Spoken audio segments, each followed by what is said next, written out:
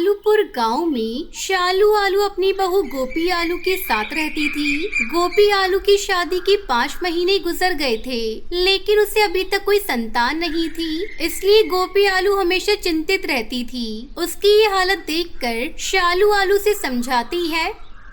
अरे बहू, ज्यादा चिंता करना ठीक नहीं। अभी तेरी उम्र ही क्या है, हो जाएगा बच्चा। गोपी आलू को अपने ससुराल में किसी भी चीज की कमी नहीं थी, बस कमी थी तो एक बच्चे की। इस तरह 2 महीने गुजर गए। एक दिन गोपी आलू अपने पति गोलू आलू को बताती है। सुन रहे हो जी, भगवान ने हमारी विनती सुन ली, मैं माँ बनने वाली हूँ। गोपी आलू की माँ बनने की खबर सुनकर गोलू आलू बहुत खुश हो जाता है। उन दोनों की बातें शालू आलू सुन लेती है। वो गोपी आलू के पास आकर कहती है, अरे बहू, ऐसी हालत में तुझे बहुत सावधानी बरतनी होगी। अब से तू बस आराम करना, घर के सारे कामकाज मैं कर लूंगी। वैसे भी इतने दिन बाद ही खुशी हमें मिली है। माँ जी, आप ये क्या कह रही है? मैं माँ बनने वाली हूँ, बीमार थोड़ी ना हूँ कि आप मुझे काम करने से मना कर रही है। ऐसे तो मैं बोर हो जाऊंगी। बहू, बस कुछ ही दिनों की बात है। जब तेरा बच्चा आ जाएगा तो फिर से कामकाज कर लेना। अभी तू मेरी बात मान, मैं कोई रिस्क नहीं लेना चाहती। जाकर तू अपने कमरे में आराम कर।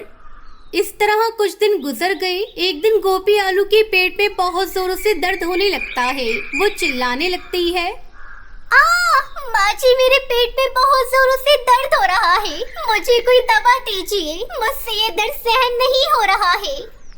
गोपी आलू लगातार चीखे जा रही थी। गोपी आलू की ऐसी हालत देखकर उसकी सास घबरा जाती है। वो अपने बेटे गोलू आलू को फोन करके बुलाती है।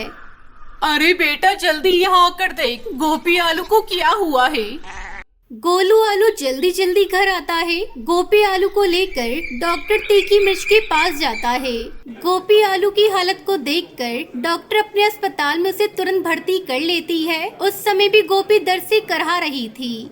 डॉक्टर गोपी का चेकअप करती है और ये देखकर हैरान हो जाती है कि गोपी के पेट में 10 बच्चे हैं। ये बात तुरंत आकर गोलू आलू को बताती है। देखिए भाई साहब, आपकी पत्नी के पेट में एक नहीं बल्कि 10 बच्चे हैं और एक साथ इतने बच्चे होने की वजह से उनके पेट में दर्द शुरू हुआ है। घबराने की कोई जरूरत नहीं, मैं आपको ये दवाइयाँ लिख कर देती हूँ, आप इन्हें समय से देते रहिएगा। गोलू आलू अपनी पत्नी को घर लेकर आता है और अपनी माँ को बताता है। माँ, खुशियाँ मनाओ, मिठाइयाँ बांटो। माँ, भगवान ने हमें एक साथ बहुत सारी खुशियाँ दे दी।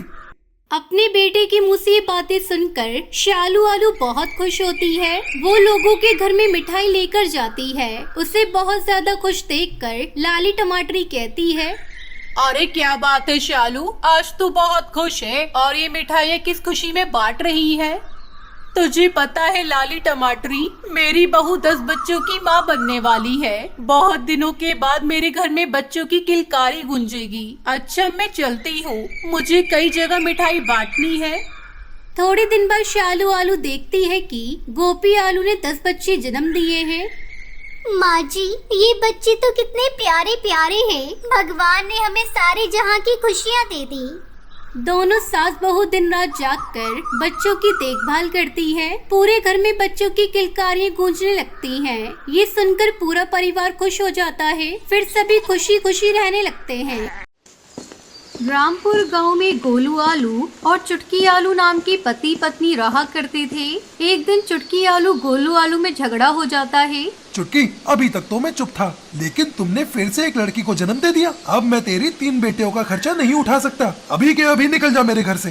गोलू आलू, अब मैं इन बच्चियों को लेकर कहाँ जाऊंगी? ये दोनों बच्चियाँ तुम्हारी ही हैं। तुम्हारा दिल आज इतना पत्थर क्यों हो गया है? इन बच्चियों के मासूम चेहरे को देखकर भी तुम्हें इन पर तरस नहीं आता? नहीं आता। तू अभी के अभी इन्हें लेकर निकल जा यहाँ से। मुझे तुम्हारी और तुम्हारी बेटियों की शक्ल नहीं देखनी। गोलू आलू, आज तुम जिन बेटियों को घर से निकाल रहे हो, एक दिन तुम्हें इन बेटियों पर नाज होगा। मैं इन्हें लेकर जा रही हूँ। अगर तुम्हें एतराज ना हो तो मैं तुम्हारे घर के पास अपनी झोपड़ी बनाकर उसमें रहना चाहती हूँ। जाकर रह ले, लेकिन मुझसे कोई वास्ता मत रखना। चुटकी आलू गोलू के घर के पास में अपनी झोपड़ी बनाकर उसमें रहने लगती है और पड़ोस के घरों में झाड़ू पोछे का काम करने लगती है।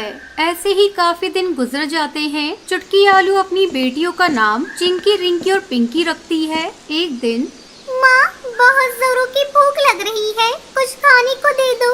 अच्छा बेटा, तुम लोग यहाँ बैठ जाओ, मैं अभी तुम लोगों को खाना देती हूँ। चुटकी अपनी तीनों बेटियों को खाना खाने के लिए देती है। माँ, आप रोज रोज सूखी रोटी ही देती हो खाने को। जब हम पापा के घर थे तब हमें खिचड़ी भी मिलती थी खाने को। माँ, पापा ने हम लोगों को घर से क्यों निकाल दिया? क्या बताऊँ मेरी बच्चियों, पापा ने हम लोगों को क्यों घर से निकाल दिया? तुम लोग जल्दी जल्दी खाना खा लो, मैं कल तुम लोगों को किसी तरह खिचड़ी बनाकर खिलाऊंगी। रात में सभी सो जाते हैं, लेकिन चुटकी आलू की आंखों में नींद नहीं थी। तभी उसके पास दूर की चाची लाली टमाटरी का फोन आता है। अरे चुटकी, आजकल तुम कहाँ हो? बहुत ढूंढते ढूंढते तेरा नंबर मिला। क्या बताऊँ, आजकल मैं बहुत मुसीबत में हूँ। गोलू आलू ने 3 बेटी होने की मुझे सजा दी है। मुझे मेरी बेटियों के साथ मुझे घर से बाहर निकाल दिया है और मुझसे पूरी तरह से रिश्ता तोड़ लिया है। चुटकी, तू कल मुझसे मिल। मैंने गरीब लोगों के लिए एक सिलाई सेंटर खोला है। तू कल से मेरे सिलाई सेंटर की देखभाल करना और इस काम के लिए मैं तुम्हें अच्छे खासे पैसे दूंगी। तो क्या कहती है, कल से तू आ रही है ना? हाँ, मैं कल आ रही हूँ। आपने मेरे इस बुरे समय में मेरा साथ दिया है। अगले दिन से चुटकी आलू सिलाई सेंटर को संभालने लगती है। कुछ ही दिनों में चुटकी आलू अपनी बेटियों को एडमिशन एक अच्छे स्कूल में करा देती है। माँ, ये देखिए, हम तीनों अपनी क्लास में फर्स्ट आए हैं। हाँ बेटा, तुम इसी तरह मन लगाकर पढ़ना और एक दिन अपने माँ बाप का नाम रोशन करना। कुछ सालों बाद चुटकी आलू की तीनों बेटियां डॉक्टर बन जाती है और अपनी माँ के साथ खुशी खुशी रहने लगती हैं।